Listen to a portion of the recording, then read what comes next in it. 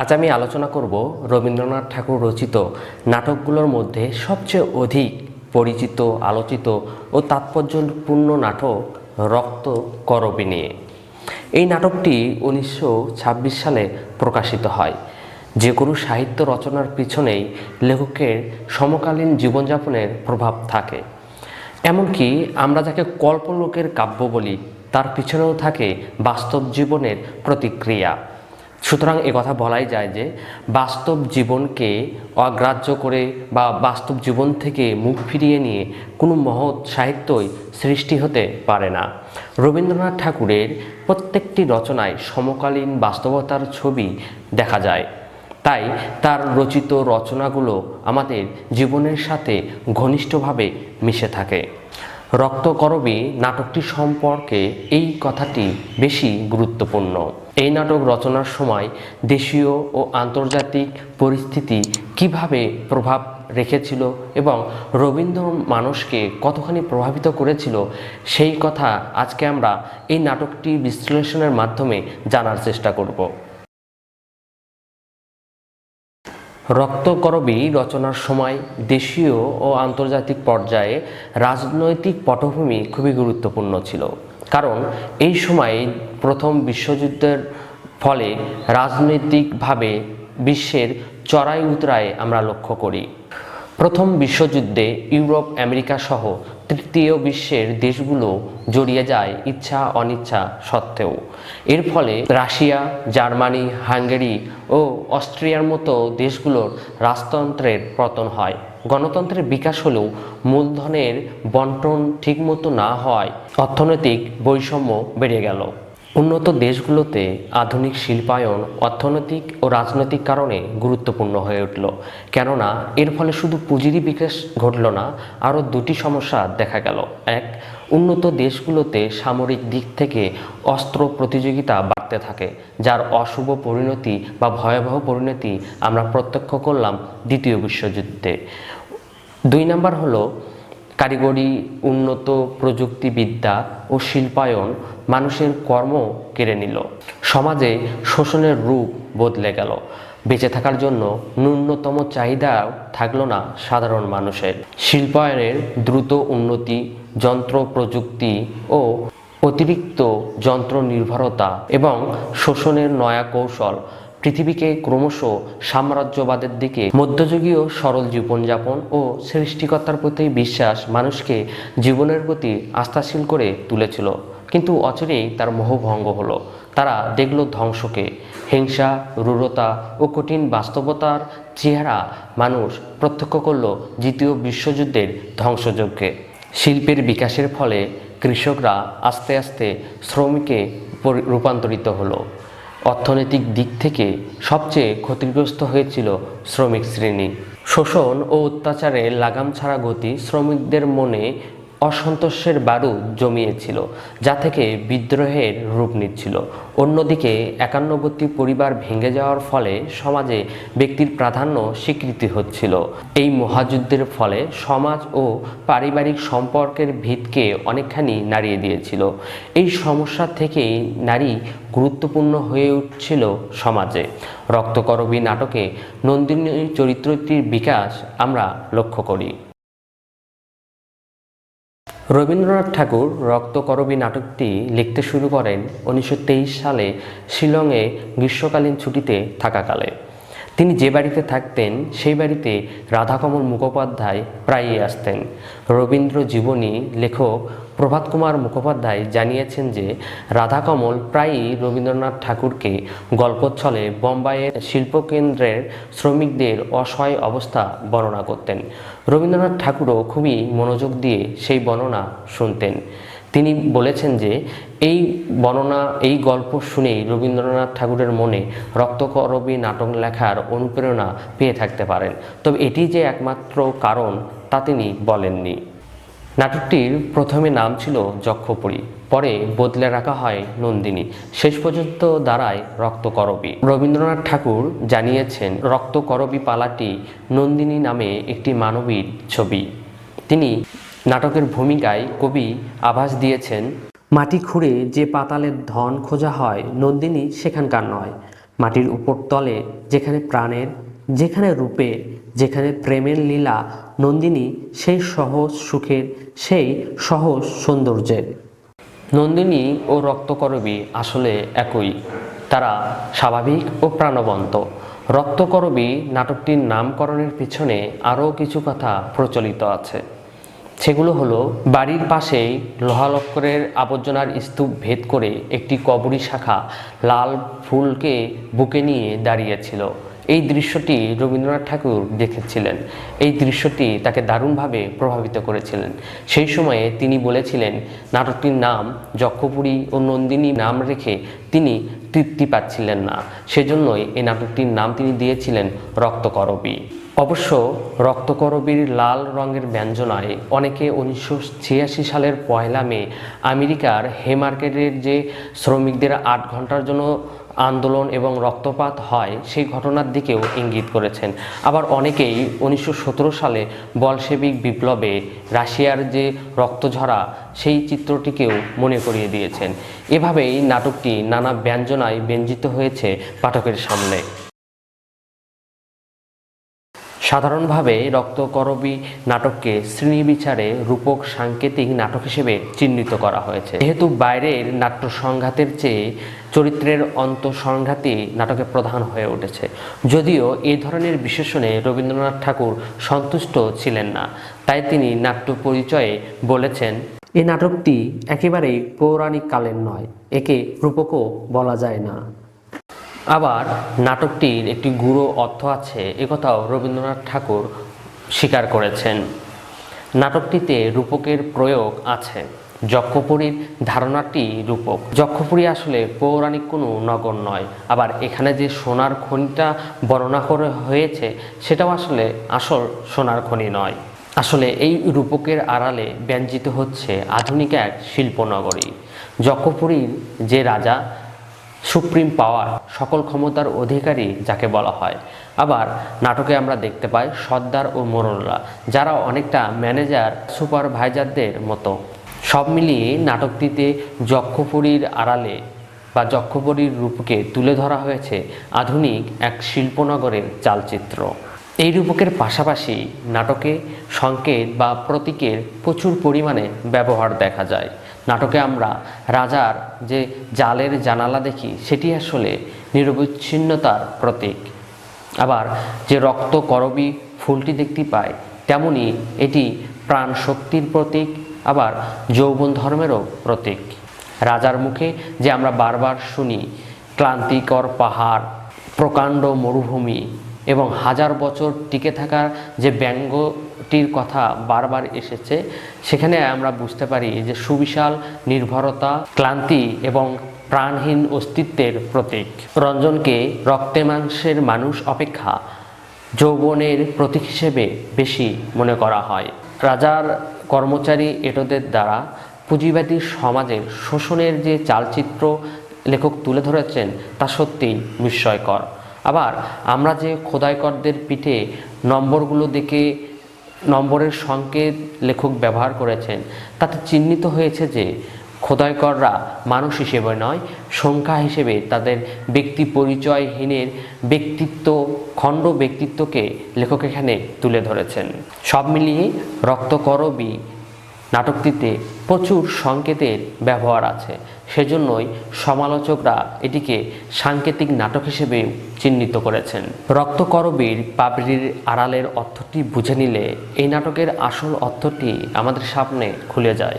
পশ্চিমী উন্নত দেশগুলোর চাকচিক্যের পিছনে যে অবিরাম শোষণ, নির্যাতন ও অমানবিকতার যে চিত্রটি লেখক রবীন্দ্রনাথ ঠাকুর এই নাটকের মাধ্যমে তুলে ধরেছেন, তা বর্তমানের উন্নয়নশীল তৃতীয় বিশ্বের দেশগুলোর ক্ষেত্রেও অত্যন্ত প্রাসঙ্গিক। তাই কেবলই তাত্ত্বিকতা বা রূপক সংকেতের মোড়কে এই নাটকটিকে বিশেষায়িত করা হলে বাস্তবতাকে অনেক দূরে ঠেলে দেওয়া হয়। আমরা এভাবেও বলতে পারি এই নাটকটি আসলে জীবনেরই নাটক, যাকে কোনো নির্দিষ্ট রূপে রূপায়িত করা সম্ভব নয়। রক্তকরবীর কাহিনী গড়ে উঠেছে একটি শহরকে কেন্দ্র করে। এই শহরটির নাম যক্ষপুরী। যক্ষপুরীতে আছে একটা সোনার খনি।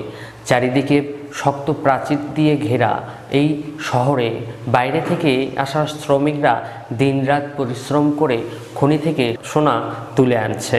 সেই শ্রমিকদের দেখাশোনা, পরিচালনা ও কাজকর্মের জন্য একজন রাজা রয়েছেন। তার রয়েছে শক্তপোক্ত একটা ব্যবস্থা, যে ব্যবস্থায় সবাই তার কথাতেই উঠবস করে। রাজা একটি জালের আবরণ ঘেরা ঘরের মধ্যে থাকেন। একটি মাত্র জানালা দিয়ে তিনি বাইরের মানুষের সঙ্গে যোগাযোগ রক্ষা করেন। কাজকর্ম দেখভাল করার জন্য রাজার রয়েছে নিজস্ব পরিচালনা পর্ষদ। অনুগত ব্যক্তিদের দ্বারা তিনি তার কাজকর্ম দেখভাল করেন। এই কর্মচারীদের মধ্যে প্রথমেই আছে সর্দাররা, তারপর সর্দাররা মোড়লদের দ্বারা কাজকর্ম পরিচালনা করেন। এছাড়াও এই ব্যবস্থার মধ্যে আছে সৈন্যদল, চর, অনুচর, প্রহরীদের দল। যক্ষপুরীর এরা হলো শাসক শ্রেণী। এই শাসকরা শোষণ করে। শ্রমিকদের দিনরাত পরিশ্রম করার বিনিময়ে তারা বিপুল পরিমাণে মুনাফা অর্জন করে। শ্রমিকরা শুধু সারা দিন রাত পরিশ্রম করে খনি থেকে সোনায় তুলে আনে, তার সুফল তারা ভোগ করতে পারে না। এদিকে খোদাইকররা শোষক শ্রেণীর কাছে শুধু সংখ্যা হিসেবেই চিহ্নিত, ব্যক্তি হিসেবে নয়। তাদের পরিশ্রমের বিনিময়ে তারা নামে মাত্র মূল্য পায়। তাদের শিক্ষা দেওয়ার জন্য যেমন অধ্যাপক, পুরাণ বাগিশরা আছে, তেমনি ধর্ম উপদেশ দেওয়ার জন্য আছে গোসাইরা। তাদের শান্ত রাখার জন্য আছে কোয়ার্টার। তাদের মধ্যে বিদ্রোহ যেন দানা বেঁধে উঠতে না পারে তার জন্য বিভিন্ন পরিকল্পনা করে রাখে কর্তৃপক্ষরা। কোনো শ্রমিককে তারা মদের নেশায় ডুবিয়ে রাখে, যেন কোনো প্রকারে বিদ্রোহী মন তাদের জেগে না ওঠে। মনুষ্যত্বহীন এই যক্ষপুরীর প্রাণহীন, চেতনাহীন এই মানুষগুলোর মধ্যে চলে আসে নন্দিনী, যার স্পর্শে নিষ্প্রাণ মানুষগুলোর মধ্যে প্রাণের সঞ্চার হয়। নন্দিনীর সঙ্গ লাভ করতে চায় কিশোর, অধ্যাপক সহ আরও অনেকেই। নন্দিনীর সংস্পর্শে এসে তাদের মধ্যে চেতনাবোধ জাগ্রত হয়। নন্দিনীর কথায় জানা যায় তার স্বামী রঞ্জন তার সঙ্গে দেখা করতে যক্ষপুরীতে আসবে, আজই আসবে। সেজন্যই সেই কথাটা জানানোর জন্য সে রাজার কাছে যায়। কিন্তু রাজার চিত্ত ব্যাকুল। হয়তো নন্দিনীর সঙ্গই তাকে ভিতরের মানুষটাকে নাড়িয়ে দিয়েছে। তার মধ্যেও চিত্ত চাঞ্চল্য দেখা যায়। নন্দিনীকে দেখে এরকমই চিত্ত চাঞ্চল্য দেখা যায় ফাগুলাল ও বিশুর মধ্যেও। এদিকে যক্ষপুরীতে রঞ্জন ও নন্দিনীর মিলন দেখতে চায় না সর্দাররা, মোড়লেরা। তাই তারা পরিকল্পনা করে রঞ্জনকে রাজার ঘরে বন্দি করে পাঠিয়ে দেয়। নন্দিনী যখন রঞ্জনকে কাছে পেতে চায়, রাজাও তাকে কথা দেয় রঞ্জনকে সে নন্দিনীর হাতে দিয়ে দেবে। কিন্তু রঞ্জন যে বন্দি অবস্থায় রাজার কাছে এসেছিল, রাজা সে কথা ঘুণাক্ষরেও জানতে পারেনি। যৌবনের স্পর্ধা দেখে রঞ্জনকে হত্যা করে রাজা। তখন সে জানতো না এটাই সেই রঞ্জন। আবার এদিকে নন্দিনীকে কাছে পেয়ে বিদ্রোহী হতে বিশুর মন। সামান্য শ্রমিক থেকে সে বিদ্রোহ করে ওঠে এই যক্ষপুরীর শাসন ব্যবস্থার বিরুদ্ধে। বিদ্রোহী বিশুকে যখন সর্দাররা বন্দি করে নিয়ে যায়, তখন খোদাইকররা বিদ্রোহী হয়ে ওঠে। বন্দিশালা ভাঙ্গার জন্য তারা সংগঠিত হয়। রঞ্জনের খোঁজে যখন কিশোর রাজার ঘরে যায়, তখন কিশোরের যৌবনের স্পর্ধা সহ্য করতে না পেরে রাজা তাকেও হত্যা করে। ফাগুলাল দলবল নিয়ে বিশুকে বন্দি থেকে মুক্ত করার উদ্দেশ্যে রওনা দেয়। এমন সময়েই নন্দিনী রাজার দরজায় ধাক্কা দেয়। রাজা প্রচণ্ড আবেগে দরজা খুলে বাইরে বেরিয়ে আসে।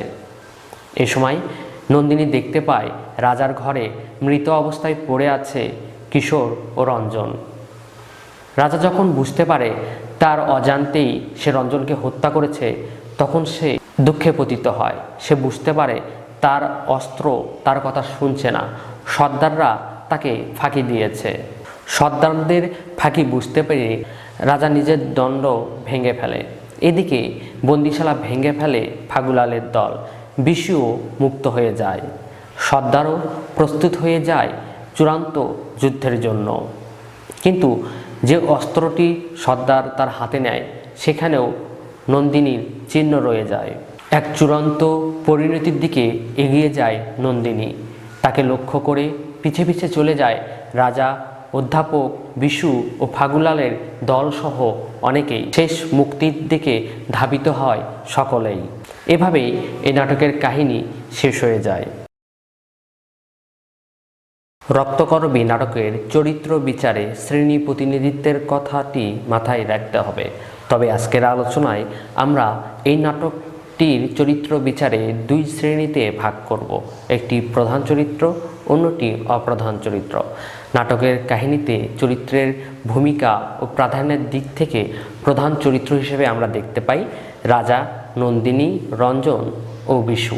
আর অপ্রধান চরিত্র হিসেবে সর্দার, মোড়ল, অধ্যাপক, ফাগুলাল, চন্দ্রা, গোকুলসহ অন্যান্য সবাই। রক্তকরবীর প্রধান চরিত্র রাজা। রবীন্দ্রনাথ ঠাকুরের অন্যান্য রাজা চরিত্রের মতো এই নাটকের রাজা চরিত্রটি একটু ভিন্ন ধরনের। রাজা চরিত্রটিকে একটি জালের অন্তরালে থেকে কথা বলতে শোনা যায়। সে কিন্তু নিজেও বন্দী তারই তৈরি করা ব্যবস্থার মধ্যে। সে নিঃসঙ্গ, রিক্ত ও ক্লান্ত। যে সর্দার ও মোড়লরা তার চারপাশে ঘিরে রয়েছে তাকে সব কিছু থেকে রক্ষা করে, তেমনইভাবে তারা কিন্তু তাকে বন্দি করে রেখেছে চারপাশ থেকে, যাতে রাজা কোনো দিকে বেরিয়ে যেতে না পারে। যক্ষপুরীতে বন্ধু নেই, আছে ক্ষোভ, অপমান, হিংসা ও বিদ্বেষ। নাটকের প্রথমে আমরা দেখি জালের অন্তরাল থেকে রাজাকে কথা বলতে। নাটকের শেষে দেখি সেই জালকে ছিন্ন করে বেরিয়ে এসেছে রাজা। নাটকটিতে রাজা একজন রক্তে মাংসের মানুষ। সে যক্ষপুরীতে মকররাজ নামে পরিচিত। যক্ষপুরীর যে বিশাল প্রশাসনিক ব্যবস্থা গড়ে উঠেছে সেটা তারই হাতে। সর্দার এবং মোড়লদের নিয়ে যে ব্যবস্থা তিনি কায়েম করেছেন সেই ব্যবস্থায় তাকে ঘিরে অনেক মিথ প্রচলিত হয়েছে। রাজাকে ঘিরে যে মিথ প্রচলিত হয়েছে সেটাকে অনুমান করে বলা যেতে পারে যে পুঁজিবাদী সমাজ ব্যবস্থার একনায়কতন্ত্রের যে অধিক ক্ষমতা ও নিষ্ঠুরতার প্রতীক হিসেবে দেখা বা বলা যায় এই নাটকের মাধ্যমে লেখক সেটাই তুলে ধরার চেষ্টা করেছেন। তাই তো অধ্যাপককে রাজার ক্ষমতা সম্পর্কে বলতে শুনি, আমাদের মরাধনের প্রেতের যেমন ভয়ঙ্কর শক্তি, আমাদের মানুষ ছাকা রাজারও তেমনি ভয়ঙ্কর প্রতাপ।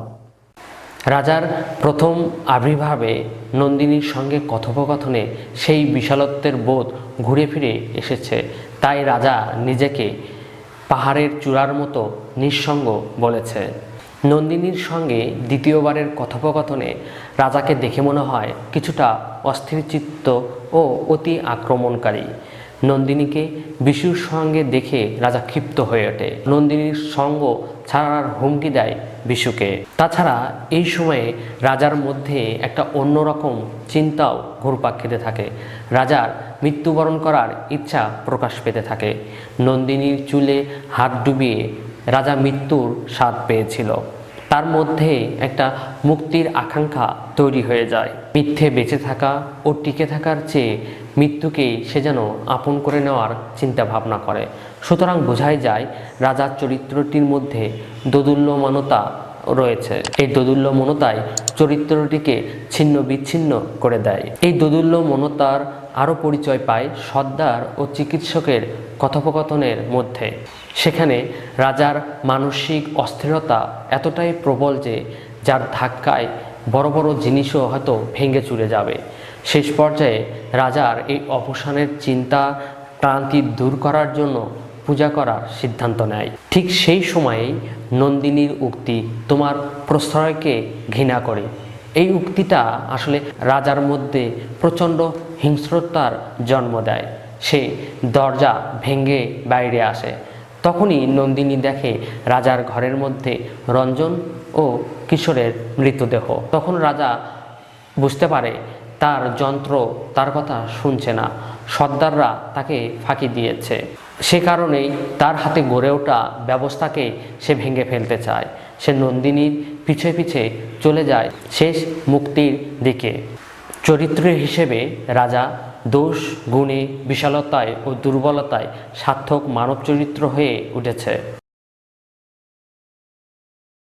রক্তকরবীর প্রাণকেন্দ্রে আছে নন্দিনী। রবীন্দ্রনাথ ঠাকুর এই চরিত্র সম্পর্কে বলেছেন, রক্তকরবীর সমস্ত পালাটি নন্দিনী বলে এক মানবীর ছবি, চারিদিকের পীড়নের ভিতর দিয়ে তার আত্মপ্রকাশ। বস্তুত যক্ষপুরীর যন্ত্র সর্বস্ব জটিল ও বিচ্ছিন্ন জীবনের বিপরীতে নন্দিনীকে এক সহজ সৌন্দর্যের মানবী করে ফুটিয়ে তুলতে চেয়েছেন লেখক। চরিত্রটিকে নাটকের প্রথম দিকে খুবই সরল মনে হয়, কিন্তু সে প্রাণবন্ত। নন্দিনী নামটির মতোই তার চলাফেরা। নন্দিনীকে দেখে নাটকের সব মানুষই প্রভাবিত হয়েছে। কিশোর তাকে বারবার ডাকে, অধ্যাপক তাকে তথ্যকথা বোঝাতে চায়। ফাগুলাল নন্দিনীকে দেখে নিজের দিকে তাকিয়ে লজ্জা পায়। নন্দিনীর উপস্থিতি রাজাকে বিচলিত করে। অন্যদিকে চন্দ্রা ও গোকুলের কাছে এই প্রতিক্রিয়াটা হয় ঠিক তার বিপরীত। তারা নন্দিনীকে ভয়ঙ্করী ও রাক্ষসী হিসেবে দেখে। নন্দিনীকে নাটকে যে একটি বিশেষ উদ্দেশ্যে আনা হয়েছে সে কথা স্পষ্ট বোঝা যায়। যক্ষপুরীর যেরকম আবদ্ধ পরিবেশে নন্দিনীর ভূমিকা, অনেকেই এই চরিত্রটিকে রবীন্দ্রনাথ ঠাকুরের আইডিয়ার বাহন হিসেবে চিহ্নিত করার চেষ্টা করেছেন, কিন্তু এই ধারণাটি সঠিক নয়। কেননা এই চরিত্রটির একটি পূর্ব পরিচয় রয়েছে। নন্দিনীর বাড়ি ঈশানীপাড়ায়। নন্দিনীকে পাওয়ার জন্য বাজি খেলায় মেতেছিল রঞ্জন ও বিশু। সেই খেলায় রঞ্জন জিতে যায় এবং নন্দিনীকে সে নিজের করে নেয়। নাটকে সে রঞ্জনেরই স্ত্রী এবং এই যক্ষপুরীতে এসেছে রঞ্জনের দেখা পাওয়ার জন্যই। এ থেকে বোঝা যায় নন্দিনী চরিত্রটির সামাজিক একটা পরিচয় আছে।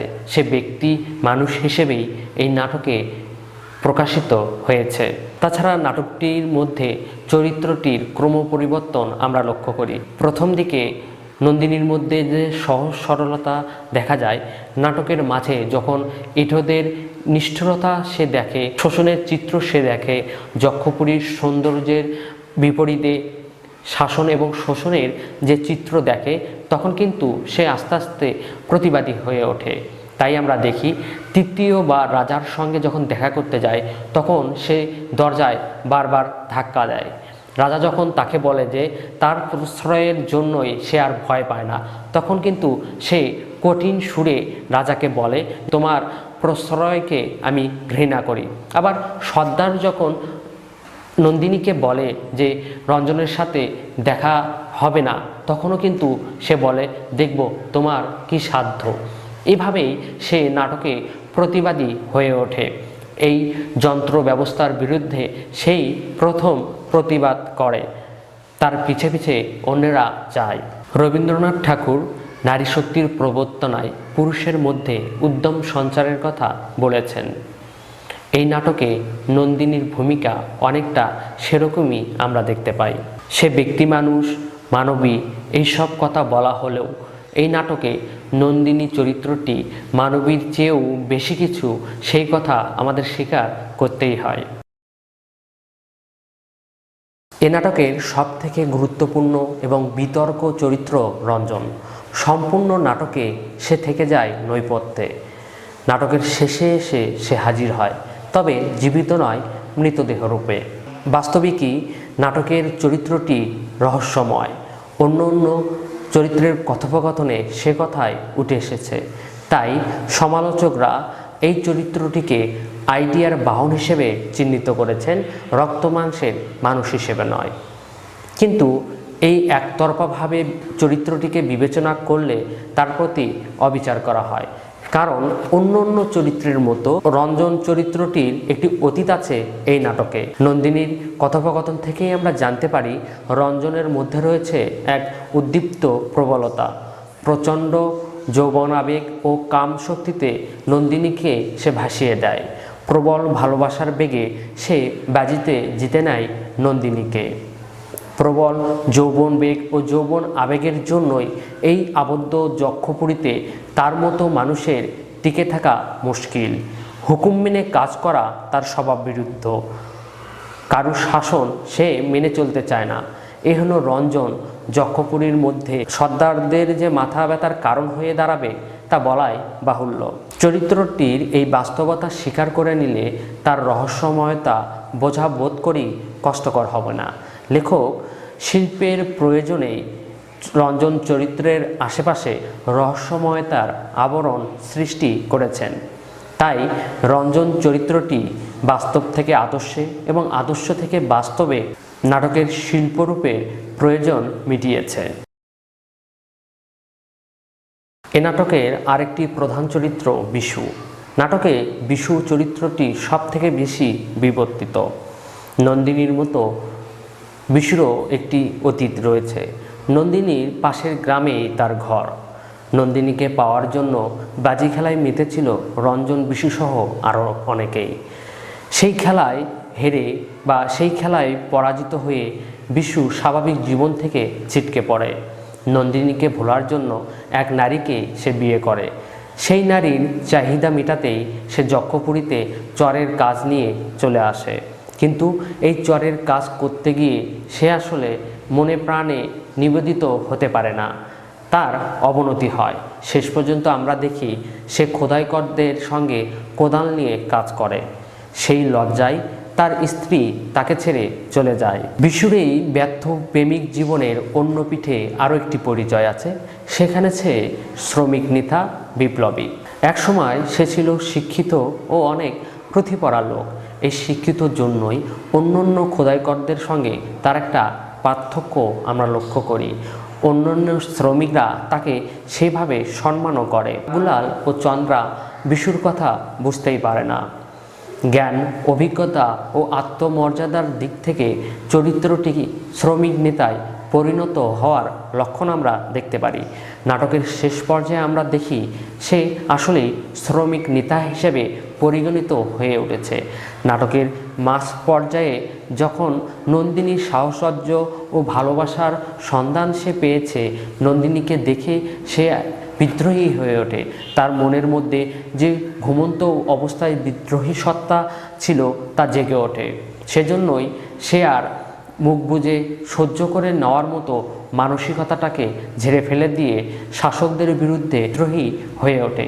বন্দী হলেও নিশ্চিত মৃত্যু জেনেও সে আসলে অন্যায়ের কাছে মাথা নত করে না। সুতরাং পরাজিত প্রেমিক থেকে বিপ্লবী নেতা হওয়ার মধ্যে চরিত্রটির বিকাশ যা আমরা লক্ষ্য করি, সেজন্যই চরিত্রটিকে সার্থক চরিত্র হিসেবে পরিগণিত করা যায়। অধ্যাপক এ নাটকের একটি অপ্রধান চরিত্র। যক্ষপুরীতে একটি শ্রেণীর প্রতিনিধি হিসেবে এসেছে সে, যেমন এসেছে গোসাই ও পুরাণ বাগিসের মতো চরিত্রগুলো।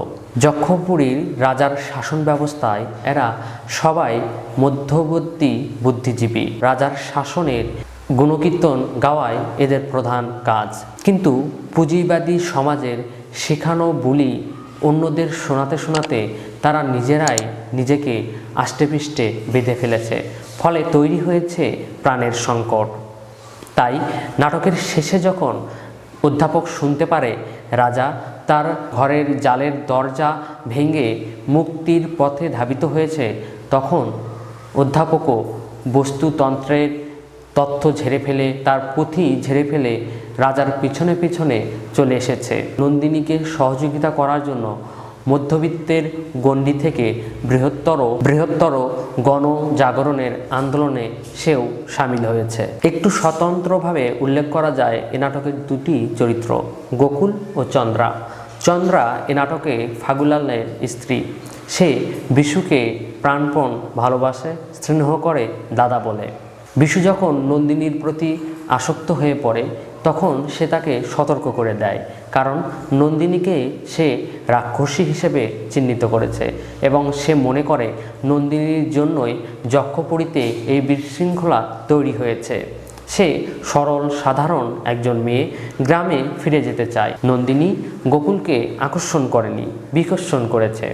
বিশু যখন বন্দী হয় তখন গোকুল সরাসরি নন্দিনীকে দায়ী করে এবং নন্দিনীকে আঘাত করার জন্য এগিয়ে যায়, কিন্তু বাধা দেয় ফাগুলাল। এ নাটকে চরিত্র দুটি নাট্যগুণকে সমৃদ্ধ করেছে।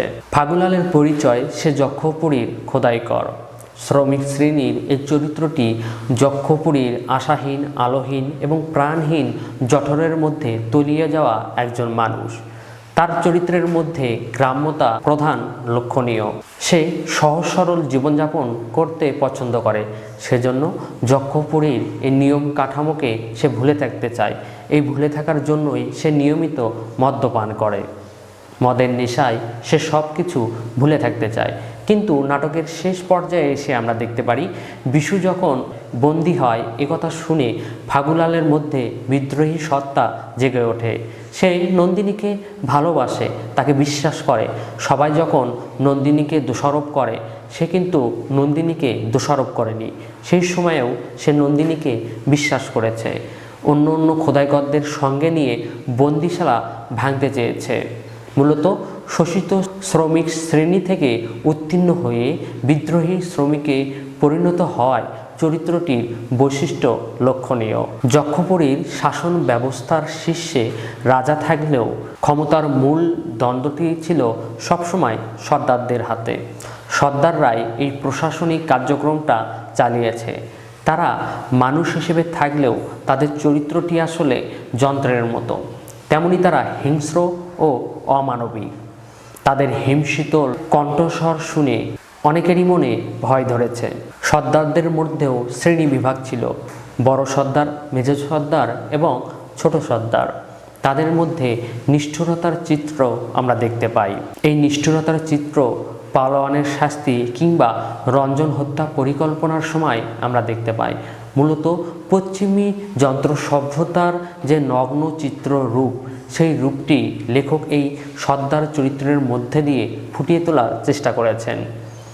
আবার এই সর্দারের মধ্যে যে একটা মানবিকতা বোধ ছিল, সে চিত্রও লেখক তুলে ধরতে ভোলেননি। সেই কারণেই সর্দার যখন চূড়ান্ত পরিণতির দিকে যায়, তখন নন্দিনীর দেওয়া কুন্দ ফুলের মালা তার অস্ত্রের মাথায় গেঁথে নেয়। নন্দিনীর প্রতি তার আবেগ আমরা এই নাটকে দেখতে পাই। এদিকে মেজ সর্দারের চরিত্রটিকে আমরা অন্যভাবে দেখতে পাই। সে আসলে কলুষতা বা নিষ্ঠুরতা দেখতে পারে না। সেজন্যই এই নিষ্ঠুরতার মধ্যে থেকেও সে আসলে বিচ্ছিন্নভাবে থাকতে চায়। এই যে বিচ্ছিন্নভাবে থাকা, এটাই মূলত তার চরিত্রের ট্র্যাজেডি। অন্যদিকে মোড়ল চরিত্রের মধ্যে আমরা 321 যে চরিত্রটিকে দেখতে পাই, সেই চরিত্রে আমরা পুঁজিবাদের নগ্ন রূপ দেখতে পাই। হিংসা, বিদ্বেষ, রাগ, অভিমান ও নিজের স্বার্থ সিদ্ধির জন্য যেভাবে তদবির করা এবং স্বার্থের জন্য অন্যকে বলির পাঠা বানানো, এই সব গুণাবলী মোড়ল চরিত্রের মাধ্যমে লেখক ফুটে তুলেছেন। মেরুদণ্ডহীন এই মানুষগুলোকে সর্দাররা খুব দারুণভাবেই কাজে লাগিয়েছিলেন সেই সময়। রক্তকরবী নাটকটিতে বিভিন্ন ধরনের সংঘাত লক্ষ্য করা যায়। এই সংঘাত মূলত অশুভ শক্তির সঙ্গে শুভ শক্তি, ন্যায়বোধের সঙ্গে অন্যায়বোধের। আমরা নন্দিনীর সঙ্গে সর্দারের সংঘাত যেমন দেখি, তেমনি রাজার সঙ্গে তার অন্তরের একটা সংঘাত দেখতে পাই। খোদাইকরদের সঙ্গে শ্রমিকদের সঙ্গে সর্দারদের একটা সংঘাত দেখতে পাই।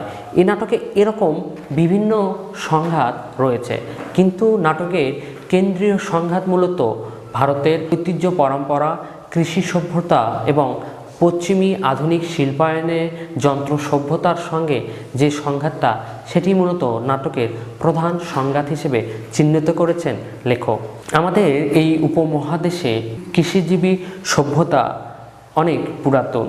সেই সঙ্গে যখন যন্ত্র সভ্যতা আধুনিকায়ন সভ্যতা হিসেবে পরিচিত পেল, তখন এই দুটোর দ্বন্দ্বের মধ্যে দিয়ে সাধারণ মানুষের যে জীবনযাত্রা ব্যাহত হয়েছে, মানুষ যে যন্ত্রে পরিণত হয়েছে, মানুষের মানবিকতা যে ভুলণ্ঠিত হয়েছে, তার বিরুদ্ধে রবীন্দ্রনাথ ঠাকুরের শৈল্পিক প্রতিবাদ এই নাটকের মধ্যে দিয়ে তিনি তুলে ধরেছেন। ব্যক্তি মানুষ যে যন্ত্রে পরিণত হয়েছে, তারা যে সংখ্যা হিসেবে শিল্প উন্নতদের কাছে পরিচিত হয়ে উঠেছে, সেই বিরুদ্ধ কথাই রবীন্দ্রনাথ ঠাকুর এই নাটকে তুলে ধরেছেন। যক্ষপুরীর আড়ালে আধুনিক শিল্প কারখানার যে শোষণের চিত্র লেখক তুলে ধরেছেন, বর্তমান সময়েও তার চিত্র আমরা কিছুটা হলেও দেখতে পাই। আধুনিক সমাজের বাস্তবতায় মানুষকে যন্ত্রে পরিণত হওয়া দেখি।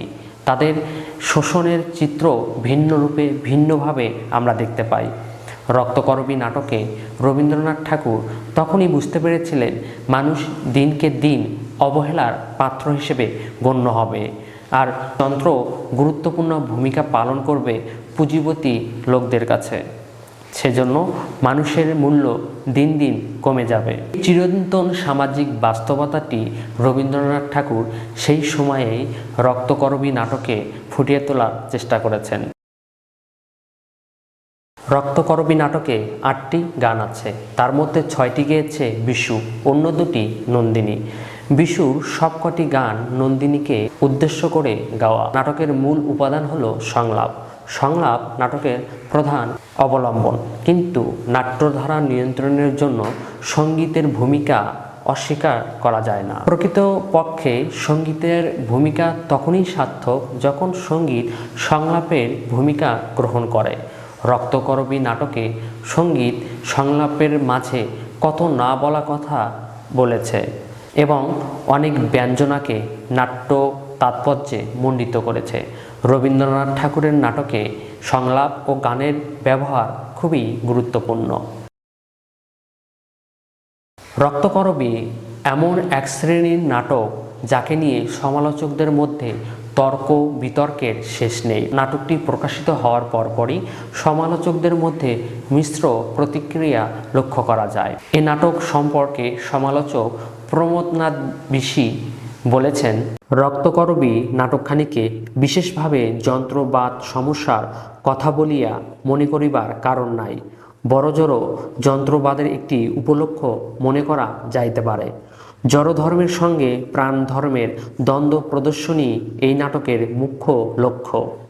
বাংলা সাহিত্যের ইতিহাস গ্রন্থের প্রণেতা সুকুমার সেন এই নাটকটি সম্পর্কে বলেছেন, রক্তকরবী রবীন্দ্রনাথের কঠিনতম ভাবনাট্য, রূপক ও গল্প কাহিনীতে অবিচ্ছেদ্যভাবে জমাট বাঁধিয়াছে। যন্ত্র নির্ভর প্রাচুর্য নিয়ে যে সংগঠিত শোষণ মানুষকে জটিল ফাঁসের মধ্যে ফেলেছে, তারই বিরুদ্ধে প্রতিবাদ এই নাটকটিতে পাওয়া যায়।